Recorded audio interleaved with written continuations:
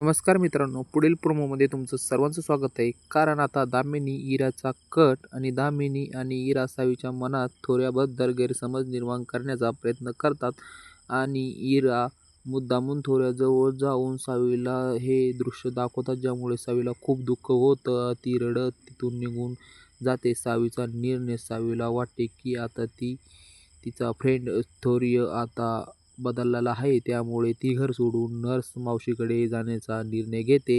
आपली बॅग भरून घर सोडून जातात, पण थोरिय अवस्था आपली चूक असल्याचे समजले. थोरियाला सावी शोधण्यासाठी बाहेर बाहेर पडतो आणि त्यांना सावी सापडत नाही. गुंड्याचा हल्ला सावीला रस्त्यावर जात असताना तिला काही गुंडे गाठतात आणि तिला त्रास देतात. तिला जबरदस्ती कुठेतरी घेऊन जाण्याचा प्रयत्न करतात. सावीने घर सोडण्यापूर्वी देवाजवळ हात जोडून प्रार्थना केली आणि देवाला सांगितले, स्वतःची माफी मागण्यास सांगितले. तसेच आपण आता या घरातून कायमचं निघून जात असून परत येणार नाही आणि नर्स मावशीकडे जात असल्याचे म्हटले आहे. जेव्हा थोऱ्याला समजते की सावी घर सोडून निघून गेलेली आहे, तेव्हा तो तिला शोधण्यासाठी बाहेर पडतो. त्याला आपली चूक समजते आणि सावीला विनाकारण ओरडायला नको. सावी जेव्हा घर सोडून रस्त्यावर जात असते, तेव्हा तिला एक गुंडे अडवतात आणि दामिनीच्या सांगण्यावरून तिला जबरदस्ती एका ठिकाणी घेऊन जातात.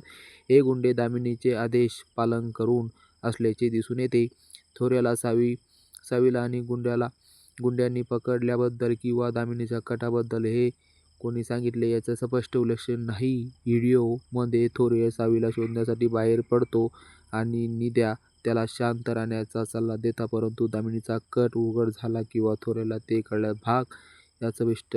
सावी घर सोडून गेल्यास समजतं. थोऱ्याला स्वतःची चूक जाणीव होते. स्वतःला दोष देतो की त्याने सावीवर विनाकारण ओरडायला नको होतं. थोऱ्याला अंत बेचैन होऊन सावीला शोधण्यासाठी बाहेर पडतो.